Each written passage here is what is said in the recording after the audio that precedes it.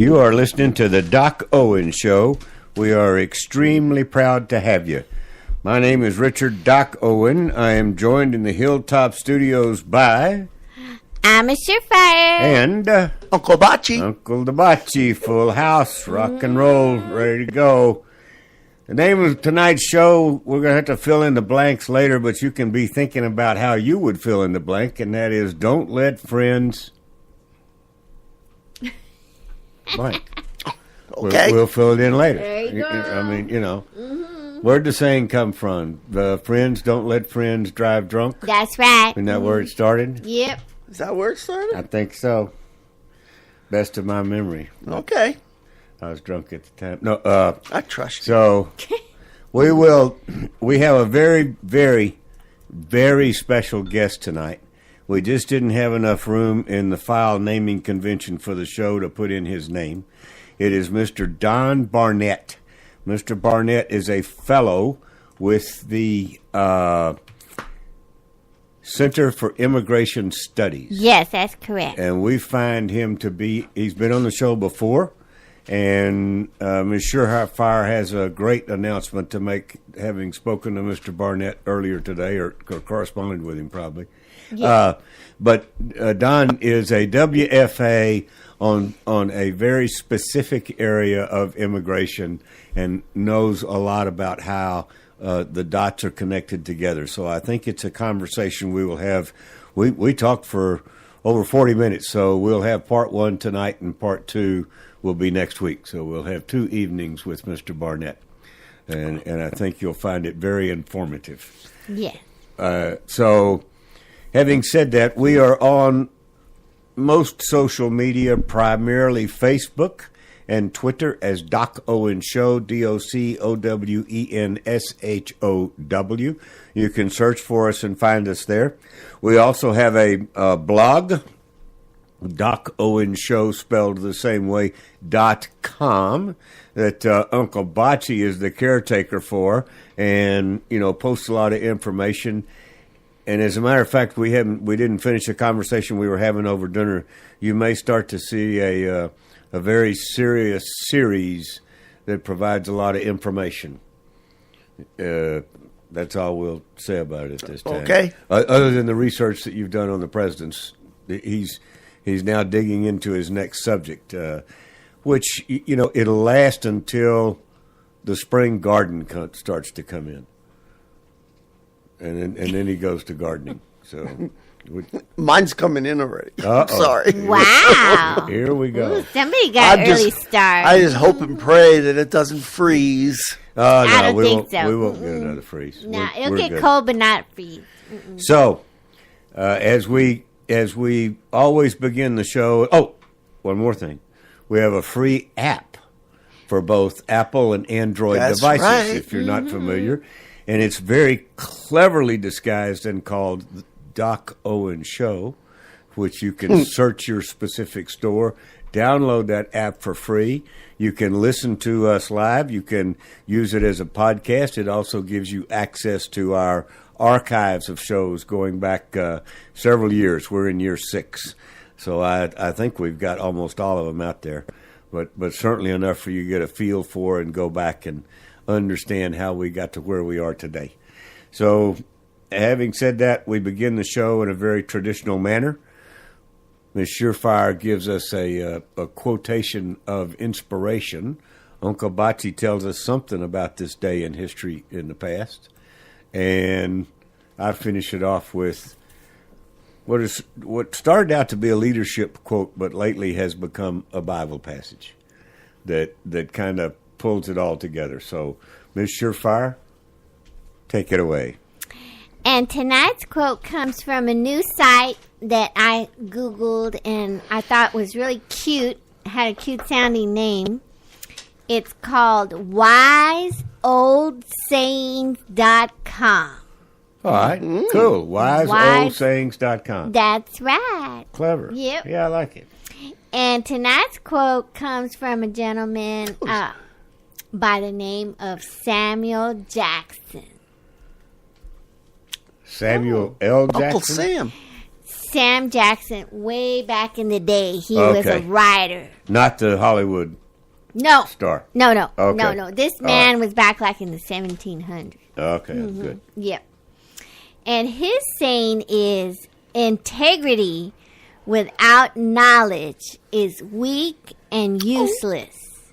And knowledge without integrity is dangerous and dreadful. That certainly did not come from Samuel L. Jackson. No, it came No. from somebody else, didn't it? Yeah, it came from Sam Jackson. Oh, Sam Jackson. Yeah. No, I've heard that before, but I never associated a name with it. Yeah. That's really good. I like that. I like that one too. Well, do it again. Okay. Integrity without knowledge is weak and useless. And knowledge without integrity is dangerous and dreadful. Interesting. Hear that, Congress? Sorry. Excuse me. Friends still live. Okay. Uncle Bocce, Yes, sir. did anything happen historically on February the 21st? Believe it or not. I do. It did. Okay. Well, first thing is in 1885, the Washington Monument was dedicated. Wow. You know, it had started years before, and they stopped during the Civil War, and then That big tall thing was built in 1885? it was actually started a lot before that. Man. But they stopped it during the war, Civil War. How'd they do that? They did it without cranes. They did it without all I the have automation no that we've idea. got today. How did the Egyptians build the pyramids? I don't know. Well, I know how that was done. Oh, okay. That used to be a crater. So it made it real easy to get to the top from around the edge, and then all the sand blew away, and it looks tall. Oh, you might be right. I mean, that's as plausible as anything else I've heard. And then secondly, in 1965, Malcolm X was Yes. assassinated. I saw that. Right. Yeah. Interesting. Sorry, Malcolm. But we're not going to know much about Malcolm X because he's not on our list of presidents. That's correct. Okay. So you have to do your own Googling and digging to figure That's out right. That's who true. Malcolm X was and why it's important that he was killed. Yeah. You guys can deal with that. If you don't already know. That's it? That's it. Good job. Thank you. Tonight's biblical quote comes from Psalm chapter 43, verse 3. And it's applicable to the show. Set forth your light and your truth. Let them guide me. He's talking That's a good to one. God and Jesus. Set forth your light and your truth, and let them guide me. Think about that as we go through. Yeah. Nah. Friends don't let friends. Mm-hmm. Okay. Just we always break bread together. The Doc Owen Show team has, we break bread before the show, and we talk about, we try to talk about what the show's going to be about, right? Yeah. And Even though nobody you ever already had know. nobody ever has any ideas, and Yeah. and so we wait right up until the last minute, and it seems that things always pop up. They sure do. And so, in terms of the theme of friends don't let friends, I'm going to fill in the blank and say vote Democrat. Friends don't let friends, vote Democrat. That's true. Oh. So now, so after our history lesson, you can come forth, and after Don Barnett, you can come forth and see how you would Okay. fill in the blank. I got you. And maybe I can help explain why I finished it that way. Okay. All right, because we've always strived to be fairly nonpartisan in that I don't have a lot of faith in either one of the parties, but they're definitely picking their battleground in terms of the type of government that they represent, and for as far right as the Republican/conservative group has gone, the left has gone off the edge of the map in terms of liberalism and socialism, and it's just it's almost laughable if it weren't so serious. So we'll take that up Yeah, after. That's where I'm good. coming from. That's good. So who are we going to talk? I think we're going to talk about somebody tonight that at least you and I remember. Yeah. Okay. Well, And he's been on the show, actually. We've had him on the show several times. Yes, we have. Okay. Former President Dwight David Eisenhower. That's right. Yep. General Eisenhower. A 5-star general, which is rare, and he was also the supreme commander of the Allied forces in World War II. Yep. Incredible, blessed man. He created NASA to keep up with The Soviets. To keep up with the Soviets because he didn't want them to get so far ahead of us. Because they put Sputnik up before we did. Yeah, right. Exactly. Yeah. Go ahead. Exactly. Well, we got to the moon before they did. So Yeah, so they say. I think it's a landing spot in New Mexico, but go ahead. Well, this guy he loved to play golf. Yep. And he actually had a putting green built, at the White House. Yep. And then he got furious and he banned all squirrels from the property because the squirrels were digging up his green. I didn't know that. I'll bet he's the one that invented that squirrel tape I used at the house. I don't know. Maybe it's a little yellow tape written in squirrel that you put around. If the squirrels are getting in your attic, you can buy squirrel tape, little yellow tape like they have on police lines. Well, but maybe. It's a little small and it's written in squirrel. It says, do not go beyond this point. Well, you had me going there. I was right down the path. Okay. Okay, go ahead. He had a nickname, Ike. Yep. I like Ike. I like Ike. I like Ike. Yeah. Yes. And he was the first president to ride in a helicopter. And he was born in Denison, Texas, actually, but then moved to Kansas. So he was a Texas boy. Kind of Texas. I guess is Denison near Fredericksburg? No, it's near Dallas, Fort Worth. Dallas, Fort Worth. That's what I thought. It's between Dallas and the Oklahoma line. Yeah. On the northeast side. All right, that's what I thought. He attended local public schools, and he graduated from high school in 1909. Can you imagine that? Wow. Graduating from high school in 1909. Good. Wow. Well, good for you. He joined the military and because he wanted a free college education. So because he was dirt poor. Yeah. Absolutely dirt poor. His family, was he didn't come from money. No, he did not come from money. And he didn't leave all. office with money either, which is I think is important. Yeah. He didn't use it to line his pockets. Yeah. So he graduated from West Point, and then he also graduated from the Army War College. I didn't even know there was an Army War College. Every branch of the service has a war college. Oh, it's called that, a war college? Yes. Oh, wow. See, I didn't know that, but there you go. He was chosen by the Republicans to run, and I don't know about the Air Force. Anyway, along with Richard. Wait a minute now. No, I don't think they have one, seriously. But there's an Army and a Navy war college, I know. Okay. With Richard Nixon as his vice president against Adlai Stevenson.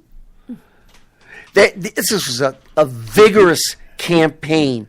The campaign was dominated by discussions of communism and government waste. Those are the two biggies back then. Yep. But he got the most votes, and so he won. There weren't too many other parties. The Progressive Party in his second, but they didn't get any votes. So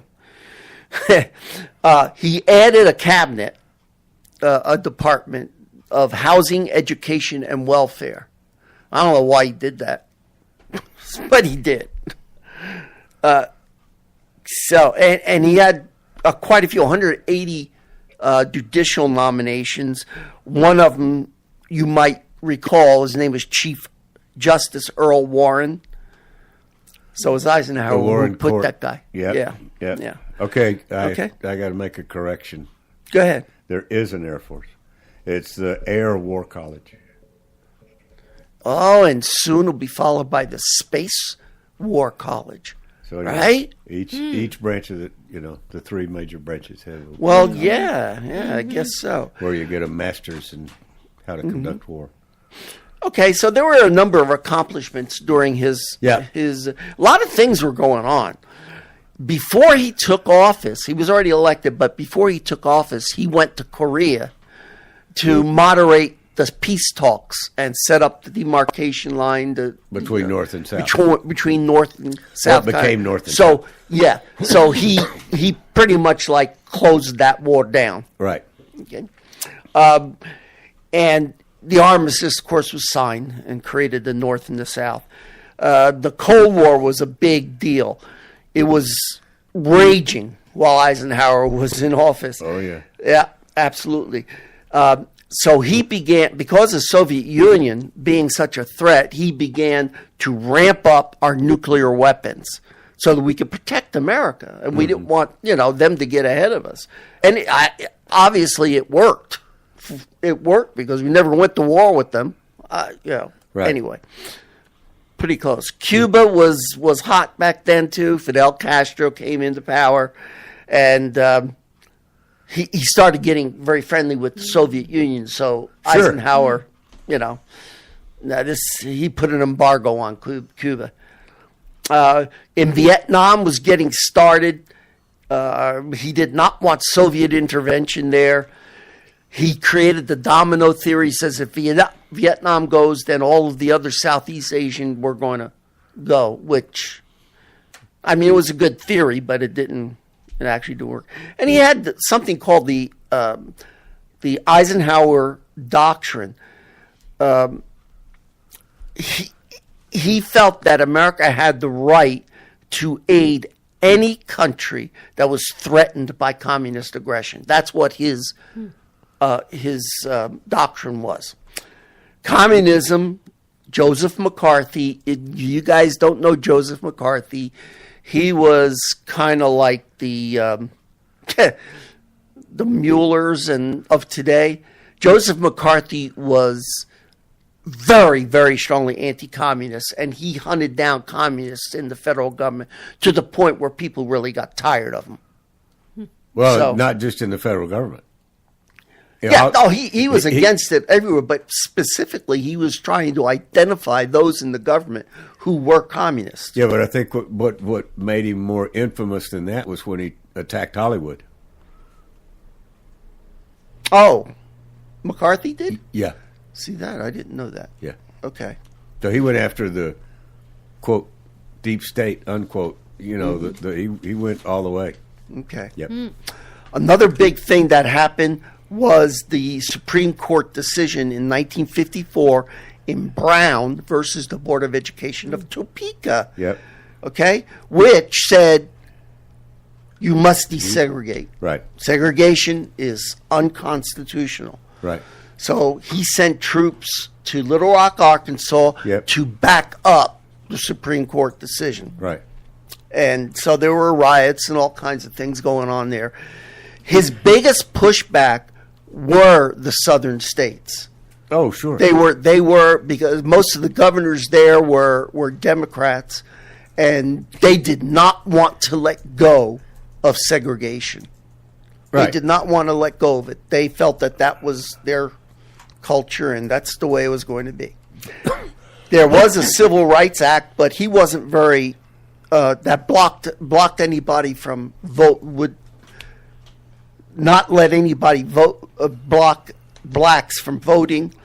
There was a spying incident with the U-2 spy plane incident that was over Russia. Gary Powers, yeah. And they took him down. And that left a negative kind of thing between U.S. and USSR. Now we're getting into my lifetime. This is really not history anymore, Yeah, I know, right? Yeah. But he felt very strongly that we needed reconnaissance flights. Yeah. We had to have them, so he continued them. Well, if you've listened to the show, you've heard his 15-minute farewell speech. Yes. And warning about the military-industrial complex. Yeah. That was what Eisenhower thought was the Okay. basically the basis of the Cold War. But go ahead. Yeah. I don't mean to. I think I have 1 minute. Okay. And all you people out there who drive on the interstate highway system, Yeah. even if you're not of driving age yet, he's the guy you go to who started Who that. started that? He set that all up. Wow. Eisenhower. It was a time of happy days. The economy was booming. Everything was absolutely wonderful. People were buying all new appliances and cars and all that stuff. So it was really a very, very happy time for us. Other than the looming threat of nuclear war. Yeah, exactly. I'm sorry. I needed to put that in there, but That was in the background. Oh, yeah. Like the back burner. Yep. just one more thing. Yes, He sir. did expand Social Security. Okay. He had about 10 million people on it, and he increased the payments of Social Security. So you see, How did he add people once onto it? What do you mean? he signed up more people, 10 million more people onto. I think it might have been the SSI kind of thing. Okay. I'm not absolutely sure. Okay. But any increase. So see, the thing is that Social Security came into being, and now every president is going to do something, and we've got this mess that we've got today. So people know your history. Well, but when Eisenhower did it, it was the revenue was still going into the Social Security fund. It was not going Yes. into the general fund. That is correct. That's when we get That to is that correct. point. That's when it really got boogered up. They had it. It was a legitimate stashed, set away money Yeah. for the just to keep some level to keep everybody from going to the bottom if they sure. hadn't saved any money. Sure. Right. And he did a lot more things. One of the things was minimum wage. Guess what the minimum wage was back before 1955? Wait a minute! Don't tell me. Think about it. Think about it. That's Ancient history for you guys. It wasn't $1. It was like 85 cents. It was actually 75 cents. Damn it! 75 cents. Oh, it's because and I was he so good, raised I it. got an extra dime. He raised it to $1. I got an extra. So you dime. people who want the $15, I don't know. Be careful. Somebody will. And I'm Uncle Bachi, UNCLE, BACI at DocOwenShow.com. Somebody will also And I remind took too you long. that. No, you did good. I interrupted you. That gasoline was $0.25 too. Oh, I remember that. So $1 went a long way. Yeah, I remember that. That's when you could pull up with your dad's car and get gas for 50 cents. It was enough to get you around for a little while.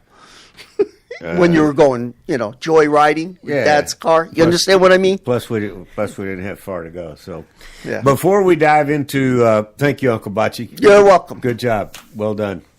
I'm sorry we didn't have time to play his farewell speech, but Yeah, we'll get most it of another our day, regular 'cause that listeners was- have heard it. Those Yeah. of you that have not, I highly recommend that you go out to the YouTube and just just pull it up on YouTube, Eisenhower farewell speech, and it'll give you some real insight into what's going on today. Yes, absolutely. Approximately 60 years later, Yeah. finally trying to take them down. So, Mr. We're going to dive into a conversation that I had earlier in the week, yesterday, if I remember correctly, with Don Barnett. Mr. Barnett is a fellow with the Center for Integration Studies, and he is a world foremost authority on refugee and asylum type immigration. So his area of expertise is, as he puts it, kind of on the humanitarian side of the crisis.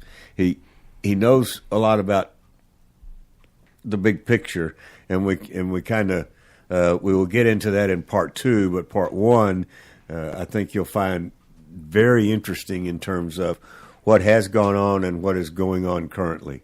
So, Ms. Surefire, if you will, take it away. Okay. Let's talk immigration. Let's talk immigration studies, which is the title of the group, which means that you gather the raw data. And if I remember correctly from previous conversations, most of it is government data. Correct. Isn't that right? Correct. All of our data is from government reports. And I was just on the phone with or emailing with an immigration judge to clarify a couple points. Okay. So yeah, you go to the source, but your expertise is above and beyond theirs in terms of analysis. Correct. Go ahead. Yeah, and I've specialized in refugees and asylum seekers, right? Which is and basically what would be considered the humanitarian form of immigrants, the immigrants that come in with automatic access to welfare, like right away. So that's asylum seekers, refugees, and other particular groups, unaccompanied minors, which we're getting a lot of now. So that begs the question: why is that? I mean, why are we getting more? Because they know I don't want to call it the hole in the system, but they know the weak spot in the system in terms of, because the definition is, we've gone over it before, but there's a very specific definition for being granted asylum, as opposed to just being an illegal alien or even a refugee. Correct, or a regular immigrant, yes, right, or a regular immigrant. Immigrants are not eligible for welfare. Right. They can get some forms of welfare, and they're eligible for all welfare when they become citizens, but that's 5 years after they arrive, right, at least, or more. But the bar is a little higher for an asylum seeker.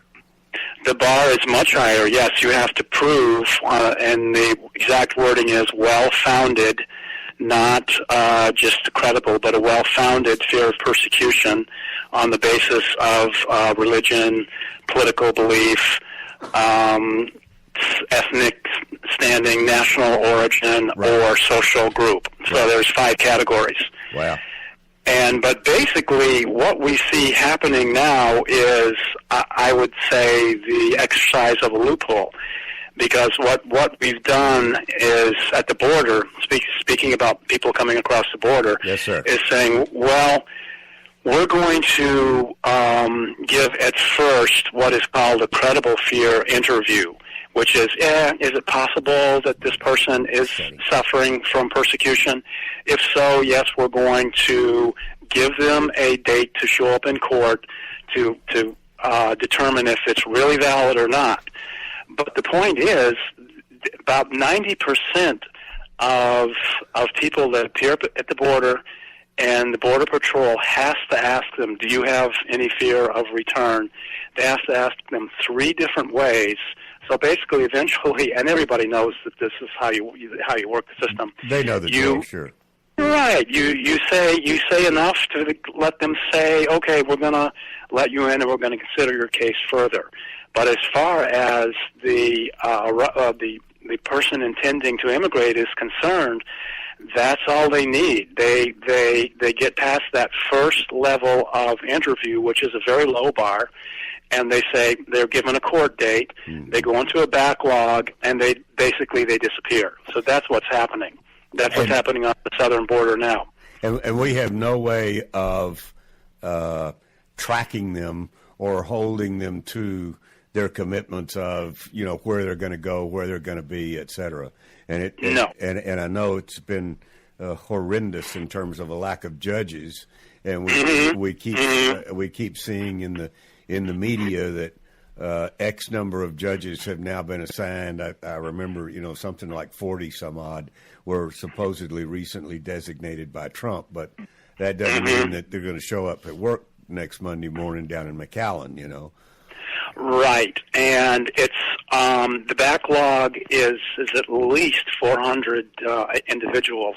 I mean, the caseload is something like 300,000. But when you put that in terms of individual asylum seekers that are sitting in the court's backlog, it's well over 400,000. Oh my goodness! And if they've been waiting for 6 months, which most of them do, they're automatically given an employment authorization document, and they can go work. So the big pull is getting that employment authorization document, which they can, again, they show up at the border, they make a flimsy claim, and they're let into the country. The catch and release that we've heard about is Yes, still sir. basically going on. You know, we've heard in the news lately probably of some of the intending migrants being sent back to Mexico to wait. That's only adults who show up at points of entry. They're sent back to Mexico to wait, but that turns out to be a relatively small number. Most people are traveling with children, or not most, but many are traveling with children. And by the way, that's a racket too, Oh, sure. because with children, they're scooted through the system even faster. And there have been incidents. In fact, it's also a known racket. They're actually using children that are not their own. They say, "Yeah, this is my child," and in some cases, the child goes back and comes back again with another family. They're renting children to get through the system.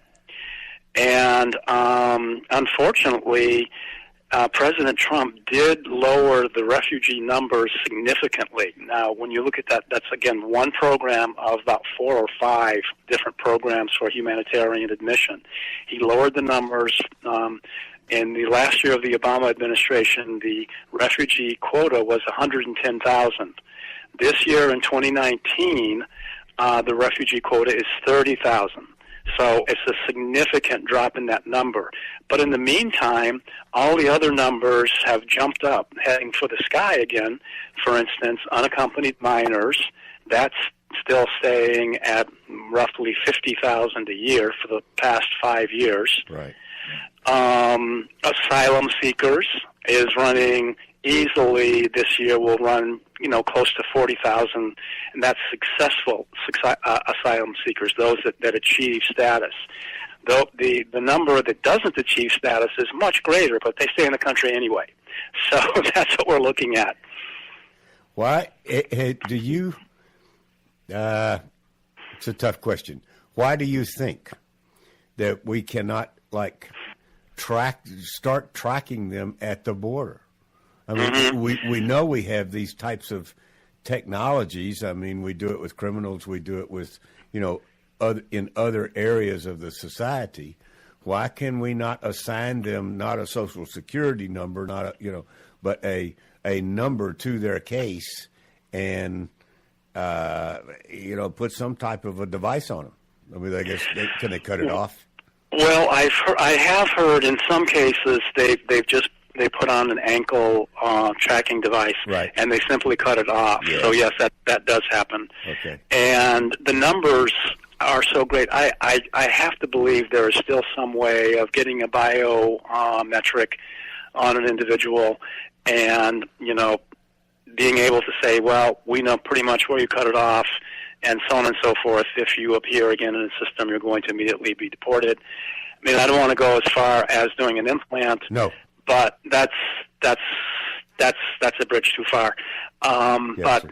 I certainly don't believe that any intending immigrant has any constitutional protections. I want humane treatment, of course, but they don't have rights to due process and rights to various privacy rights and things like that under the Constitution. It's available to citizens. Well. You might get a little pushback. You get pushback you definitely get pushback from the professional advocates, from the professional left, and the advocates. Yes, for sure. Even some we have a friend of the show just like you that was the former district attorney here, Nico LaHood, and we took that up with him and one interpretation, and it's the current interpretation of the Constitution, that is if they're on American soil, they have constitutional rights. So, yes, I've heard that, and I find that outrageous. Sir. It's not possible. that means that. Yeah, that means. Yeah, I know. But I'm just saying, it's sort of like you and I come. Well, I won't put thoughts into your head, or I come from the strict Constitution interpretation of the Constitution as it was written. However, exactly. Over the years, the Constitution has changed due to interpretations that then became law. And so that's one of those where the current law, although I went back to the Constitution and it clearly states citizenship. Right. But so I agree with you in what you're saying. I'm just saying I was asked, kind of playing devil's advocate with you, and you know that pushback exists. So no, I am aware that is the way people think, but that literally means you can drop a criminal over the border and he's in effect home free because he has all the protections of due process and all of that. They can parachute in and there's nothing we can do. Which is you can't talk. Yeah, you can't talk to me until he's read me my rights and Miranda rights. Yep. And in presence of a lawyer, I don't have to talk to you because my lawyer's not here. That's suddenly all of the stuff you get into with that kind of thinking. The good thing about it is American citizens are absolutely treated the same way when we go to other foreign countries. Right. You think so? Yeah, exactly. He says tongue in cheek. Afraid not. Yeah. Afraid not. When it comes to breaking the law, I certainly see, we apply the law equally, and it's American law that we apply. Yeah. But when it comes to rights to counsel and rights to remain silent and stuff like that, I don't see that should be extended to someone just by virtue of the fact that they're standing on American soil. Physically here. I agree with you. Mm-hmm. So you're refugees. So they come in, and it's my understanding that they are like assigned to a state, or certain states have. Are they quotas? Do you call them yes, quotas? Yes, exactly right. Okay. Yes, that's exactly right. They are distributed. That goes for refugees, and that goes for another group of refugee-like immigrants called special immigrant visa holders. Okay. And basically, in Washington, they sit around with 9 different so-called voluntary agencies. They're really private charities that are making money on this, and they say, well, I can take a few in Austin, Texas. I can take a few in Nashville, Tennessee. We have, right. we have job openings in California. Let's send them to California. Yes, they're signed and they're shipped there. They're shipped there. Right, exactly right. But some states, it's my understanding, some states pushed back on that, filed lawsuits. Right, exactly. Where have those gone? What's the status of some of those lawsuits? Well, actually, about 25 states in total filed against the federal government when there was going to be a huge push of Syrian refugees. We're going to have up to, maybe 100,000 Syrian refugees, and 25 states did sue.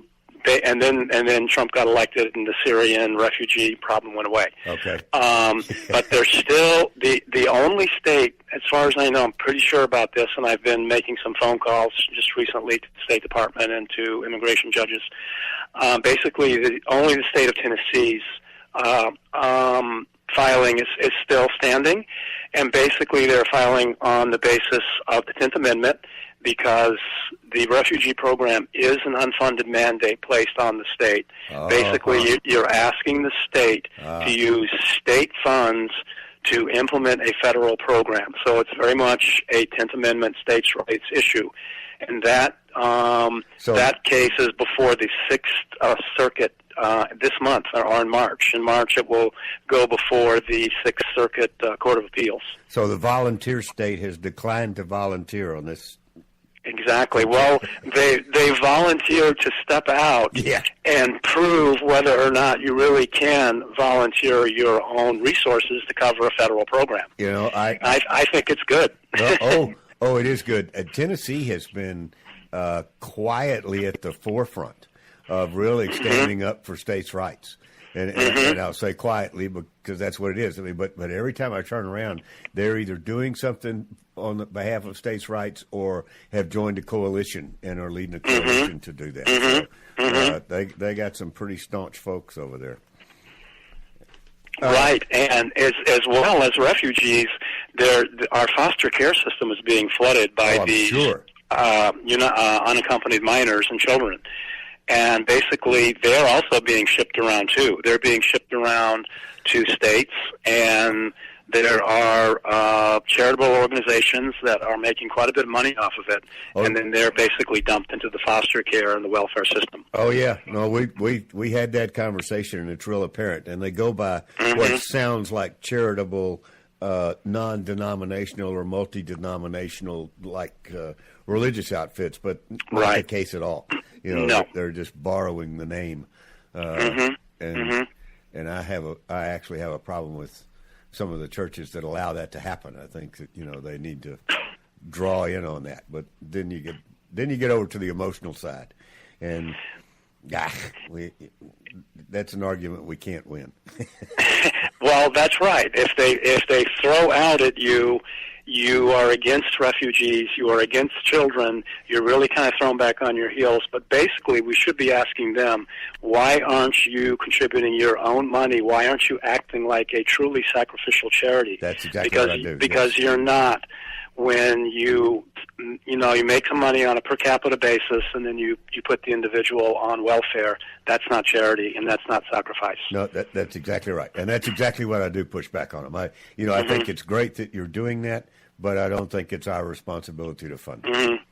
Well, even the media has cracked open some pretty shocking cases of, I think there was a Baptist home down in Texas, and the salaries of the CEOs, get this, are over $700,000 a year.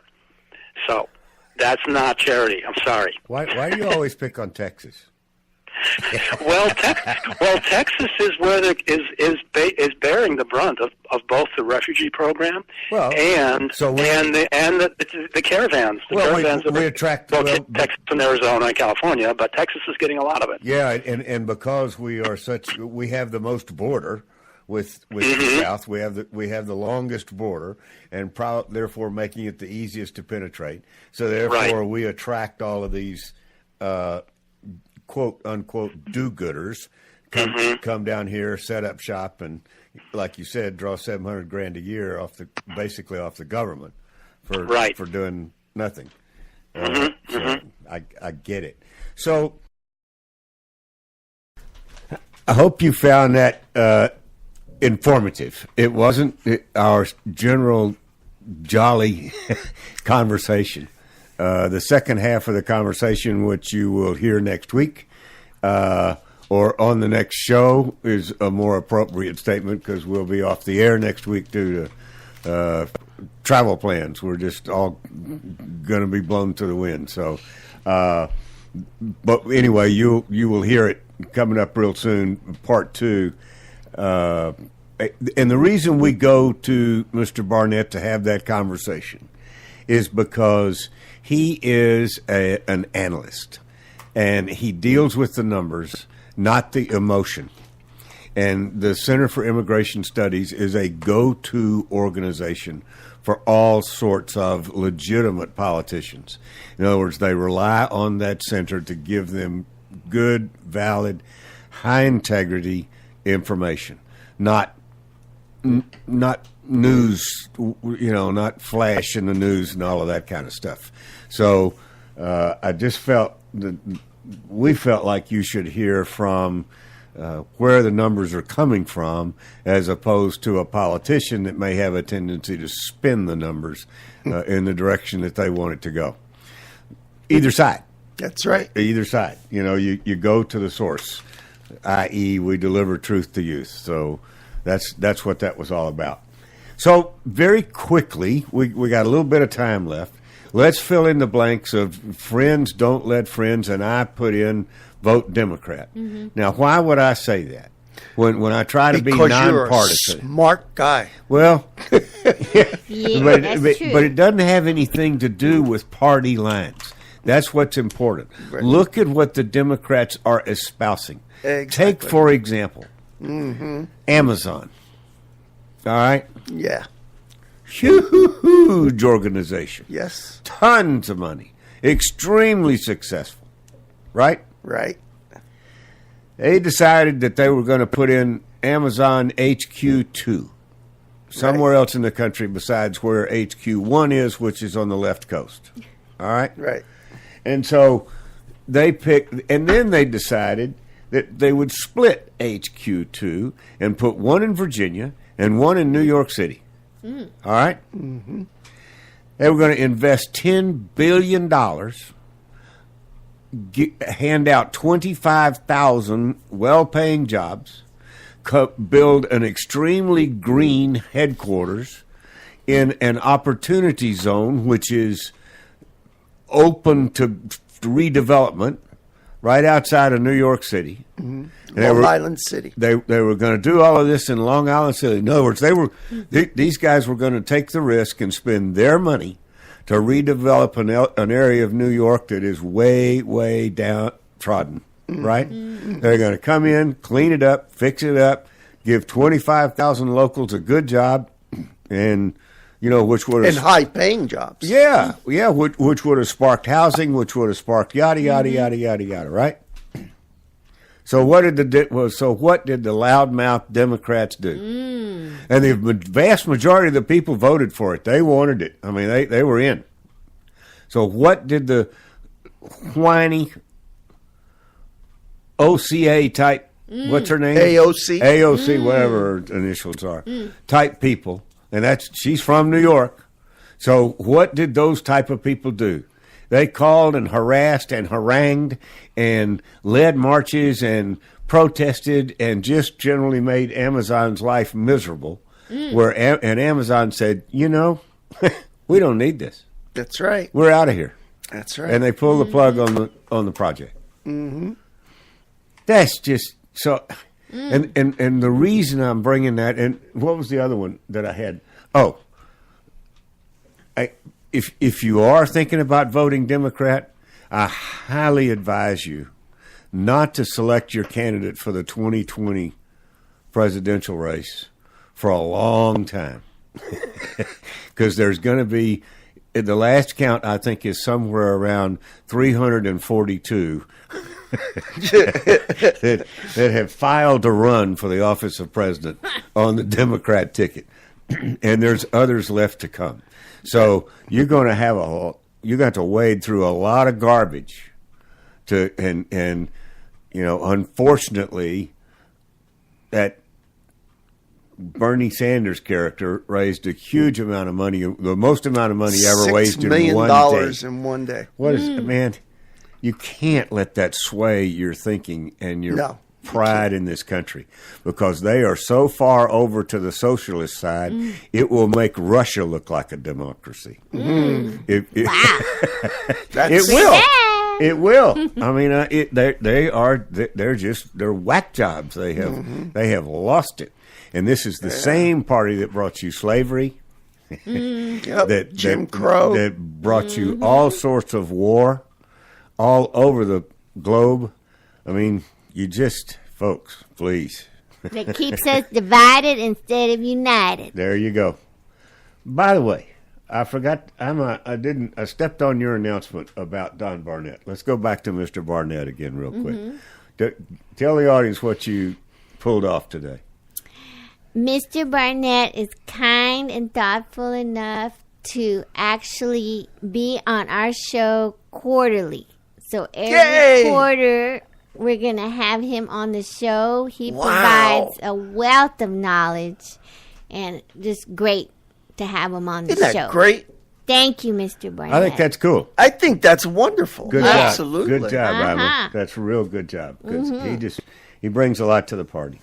He does. Okay, back to the friends don't let friends. What other have you got another ending to the sentence that you put out there, Bocce? Or another reason that our young audience, I mean, friends don't let friends swim naked.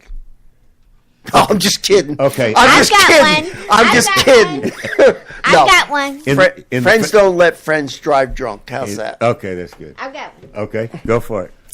Friends don't let friends ruin a personal relationship, either with your God or with somebody you're in love with or somebody that you regard as a high ethical relationship. Amen. Go for it, sister. Whew. Hit a button. Thank you. Thank you. Good job. You're absolutely correct.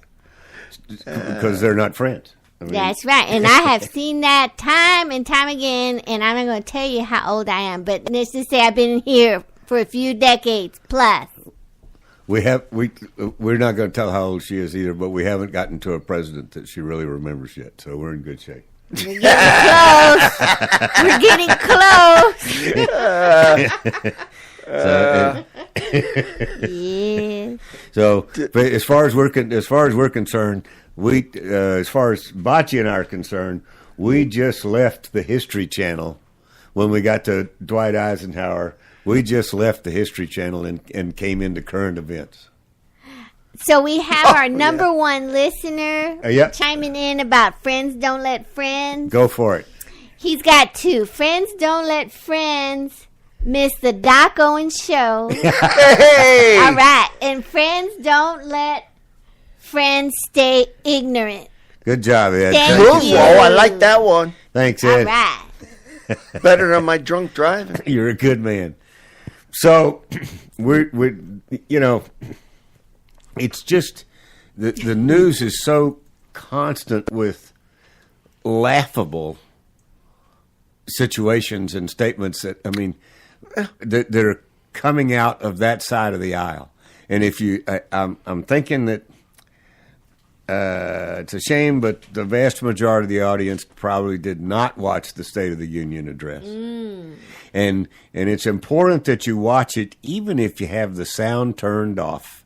You can see what's going on. Yeah. The visual People making fools of and they themselves. do that on purpose so that they give the same visual as their temperament.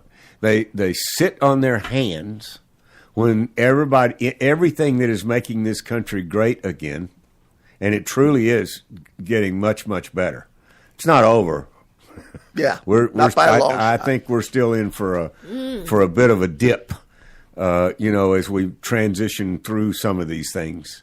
But still, it's just so obvious as to who really likes and loves America for what it can be, not necessarily for what it is. And if you've listened to the show any amount of time, you will know that we don't always give everybody a pass. That's right. We just don't.